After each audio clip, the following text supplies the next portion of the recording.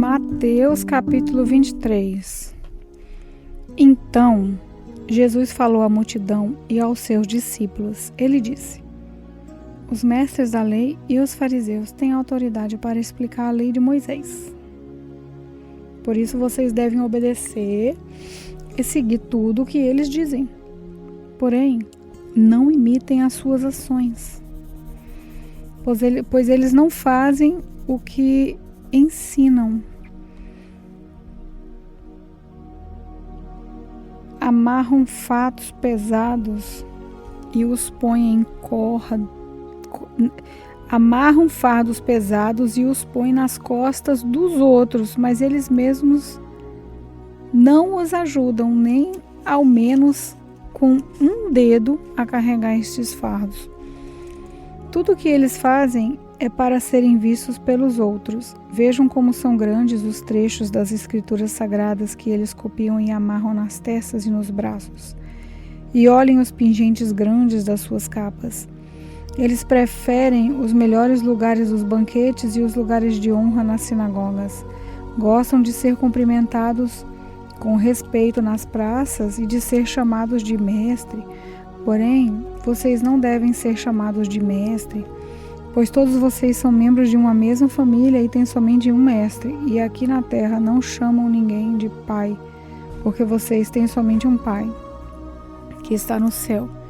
Vocês não devem também ser chamados de líderes, porque vocês têm um líder, o Messias. Entre vocês, o mais importante é aquele que serve os outros. Quem se engrandece será humilhado, mas quem se humilha será engrandecido. Ai de vocês, mestres da lei, fariseus hipócritas, pois vocês fecham a porta do reino do céu para os outros, mas vocês mesmos não entram nem deixam que entrem os que estão querendo entrar. Ai de vocês, mestres da lei e fariseus hipócritas, pois vocês exploram as viúvas e roubam os seus bens, e para disfarçarem, fazem longas orações, por isso o castigo de vocês será pior. Ai de vocês, mestres da lei e fariseus hipócritas, pois vocês atravessam os mares e viajam por todas as terras a fim de procurar convencer uma pessoa para sua religião. E quando conseguem, tornam essa pessoa 2 vezes mais merecedora do inferno do que vocês mesmos. Ai de vocês, guias cegos, pois vocês ensinam assim: se alguém jurar pelo templo, não é obrigado a cumprir o juramento. Mas se alguém jurar pelo ouro do templo, então é obrigado a cumprir o que jurou. Tolos e cegos. Qual é mais importante? O ouro do templo que santifica qual é mais importante? O ouro ou o templo que santifica o ouro? Vocês também ensinam isso. Se alguém jurar pelo altar, não é obrigado a cumprir o juramento. Mas se jurar pela oferta que está no altar, então é obrigado a cumprir o que jurou. Cegos. Qual é mais importante? A oferta ou o altar que santifica a oferta? Por isso, quando alguém jura pelo altar, está jurando pelo altar e por todas as ofertas que estão em cima dele. Quando alguém jura pelo templo, está jurando pelo templo e por Deus, que mora ali. E quando alguém jurar pelo céu, está jurando pelo trono de Deus e pelo próprio Deus, que está sentado nele. Ai de vocês, mestres da lei, fariseus hipócritas, pois vocês dão a Deus a 10ª parte até mesmo da hortelã, da erva doce, do cominho, mas não obedecem aos mandamentos mais importantes da lei, que são o que serem justos com os outros, e de serem bondosos, e o de serem honestos. Mas são justamente essas coisas que vocês devem fazer, sem deixar de lado as outras. Guias cegos, coam um mosquito, mas engolem um camelo. Ai de vocês, mestres da lei e fariseus hipócritas, pois vocês lavam o copo e o prato por fora, mas por dentro eles estão cheios de coisas que vocês conseguiram pela violência e pela ganância.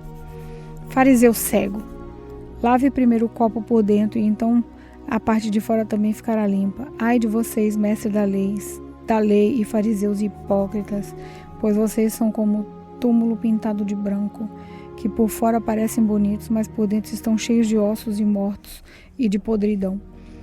Por fora vocês parecem boas pessoas, mas por dentro são cheios de mentiras e pecados. Ai de vocês, mestres da lei, fariseus hipócritas, pois vocês fazem túmulos bonitos para os profetas e enfeitam os monumentos das pessoas que vivem de modo correto e dizem: se tivéssemos vivido no tempo dos nossos antepassados, não teríamos feito o que fizeram, não teríamos matado os profetas. Assim vocês confirmam que são descendentes daqueles que mataram os profetas. Portanto, vão e terminem o que começaram, cobras venenosas, ninhada de cobra. Como esperam escapar da condenação do inferno? Pois eu lhes mandei profetas, homens sábios e mestres. Vocês vão matar alguns, crucificar outros, chicotear ainda outros nas sinagogas e persegui-los de cidade em cidade. Por isso Deus castigará vocês pela morte de todas essas pessoas inocentes que os antepassados de vocês mataram, desde a morte do inocente Abel até a de Zacarias, filho de Baraquias, que vocês mataram entre o templo e o altar. Eu afirmo a vocês que isso é verdade. O castigo por tudo isso cairá sobre o povo de hoje. Jesus terminou dizendo: Jerusalém, Jerusalém, que mata os profetas e apedreja os mensageiros de Deus, que Deus lhe manda.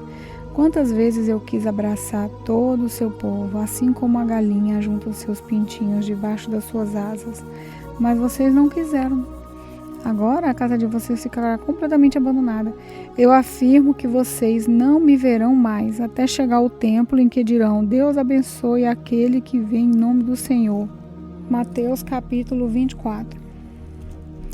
Jesus saiu do pátio do templo e quando já estava indo embora, os seus discípulos chegaram perto dele e chamaram a sua atenção para os edifícios do templo. Então ele disse: vocês estão vendo tudo isso? Pois eu afirmo a vocês que isso é verdade. Aqui não ficará uma pedra em cima da outra, tudo será destruído. Jesus estava sentado no Monte das Oliveiras. Então os discípulos chegaram perto dele e lhes perguntaram em particular: conte para nós, quando é que isso vai acontecer? Que sinal haverá para mostrar que chegou o tempo de o Senhor voltar e de tudo acabar? Jesus respondeu: tomem cuidado para que ninguém engane vocês, porque muitos vão aparecer fingindo ser eu e dizendo: eu sou o Messias, e enganarão muitas pessoas. Não tenham medo quando ouvirem o barulho de batalhas ou notícias de guerra. Tudo isso vai acontecer, mas ainda não será o fim. Uma nação vai guerrear contra outra, um país atacará outro. Em vários lugares haverá falta de alimentos e tremores de terra. Essas coisas serão como as primeiras dores do parto. Depois vocês serão presos e entregues para serem maltratados, e vocês serão mortos. Todos os odiarão por serem meus seguidores. Nessa época, muitos vão abandonar a sua fé e vão trair e odiar uns aos outros. Então muitos falsos profetas aparecerão e enganarão muita gente. A maldade vai se espalhar tanto que o amor de muitos se esfriará. Mas quem ficar firme até o fim será salvo. E a boa notícia sobre o reino será anunciada no mundo inteiro como testemunho para toda a humanidade. Então virá o fim. E Jesus continuou: vocês verão no lugar santo o grande terror de que falou o profeta Daniel. Que o leitor entenda o que isso quer dizer. Então, os que estiverem na região da Judéia, que fujam para os montes. Quem estiver em cima da sua casa, no terraço, que fuja logo e não entre para pegar suas coisas. E quem estiver no campo, que não volte para casa a fim de buscar suas roupas. Ai das mulheres grávidas e das mães com criancinha naqueles dias. Orem a Deus para que vocês não tenham de fugir no inverno no sábado, porque naqueles dias haverá um sofrimento tão grande como nunca houve desde que Deus criou o mundo, e nunca mais acontecerá uma coisa igual. Porém, Deus diminuiu esse tempo de sofrimento. Se não fosse assim, ninguém seria salvo. Mas por causa do povo de Deus, que Deus escolheu para salvar, esse tempo será diminuído. Portanto, se alguém disser para você: vejam, o Messias está aqui ou o Messias está ali, não acreditem, porque aparecerão falsos profetas, falsos messias, que farão milagres e maravilhas para enganar, se possível, até o povo escolhido de Deus. Prestem atenção, eu estou lhes dizendo tudo isso antes que aconteça. E se disserem, vejam, ele está no deserto, não vão lá. Ou ainda, vejam, ele está escondido aqui, não acreditem, porque assim como o relâmpago risca o céu, do nascente até o poente, assim será a vinda do Filho do Homem. Onde estiver o corpo de um morto, aí se ajuntarão os urubus. Jesus disse: depois daqueles dias de sofrimento, o sol ficará escuro e a lua não brilhará mais. As estrelas cairão do céu e os poderes do espaço serão abalados. Então o sinal do Filho do Homem aparecerá no céu. Todos os povos da terra chorarão e verão o Filho do Homem descendo nas nuvens com poder e grande glória. A grande trombeta tocará e ele mandará os seus anjos para os 4 cantos da terra, e os anjos reunirão os escolhidos de Deus de um lado do mundo até o outro. Jesus disse ainda: aprenda a lição que a figueira ensina. Quando os seus ramos ficam verdes e as folhas começam a brotar, vocês sabem que está chegando o verão. Assim também, quando virem acontecer essas coisas, fiquem sabendo que o tempo está perto, pronto para começar. Eu afirmo a vocês que isso é verdade. Essas coisas vão acontecer antes de morrerem todos os que agora estão vivos. O céu e a terra desaparecerão, mas as minhas palavras ficarão para sempre. Jesus continuou dizendo: mas ninguém sabe nem o dia nem a hora em que tudo isso vai acontecer, nem os anjos do céu, nem o Filho, mas somente o Pai. A vinda do Filho do Homem será como aquilo que aconteceu no tempo de Noé, pois antes do dilúvio o povo comia e bebia, e os homens e as mulheres casavam até o dia que Noé entrou na arca. Porém, não sabiam o que estava acontecendo, até que veio o dilúvio e levou todos. Assim também será a vinda do Filho do Homem. Naquele dia, 2 homens estarão trabalhando na fazenda, um será levado e o outro deixado. 2 mulheres estarão no moinho moendo trigo, uma será levada e a outra deixada. Fiquem vigiando, pois vocês não sabem em que dia vai chegar o seu Senhor. Lembrem disso, se o dono da casa soubesse quando ia chegar o ladrão, ficaria vigiando e não deixaria a sua casa fosse arrombada. Por isso vocês também fiquem vigiando, pois o Filho do Homem chegará na hora em que vocês não estiverem esperando.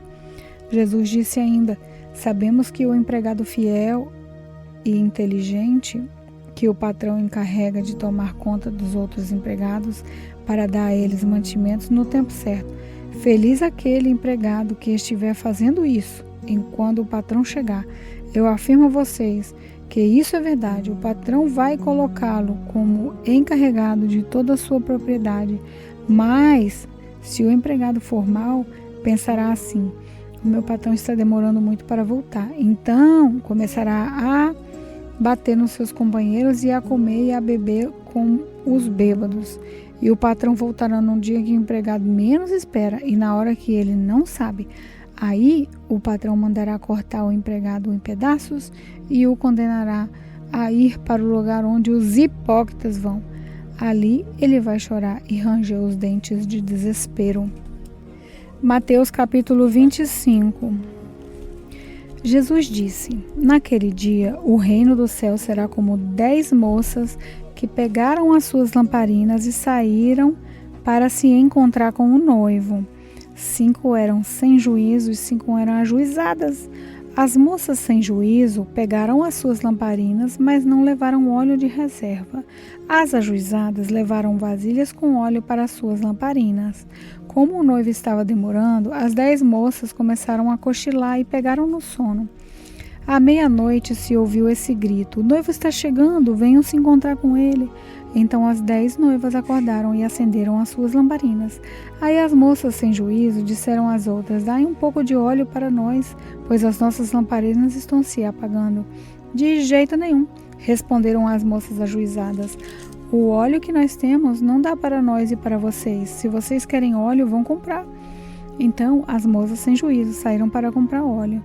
E, enquanto estavam fora, o noivo chegou. As 5 moças que estavam com as lamparinas prontas entraram com ele para a festa do casamento, e a porta foi trancada. Mais tarde, as outras chegaram e começaram a gritar: Senhor, Senhor, nos deixe entrar. O noivo respondeu: Eu afirmo a vocês que isso é verdade. Se eu não sei quem são vocês. E Jesus terminou dizendo: Portanto, fiquem vigiando, porque vocês não sabem qual será o dia e a hora. Jesus continuou: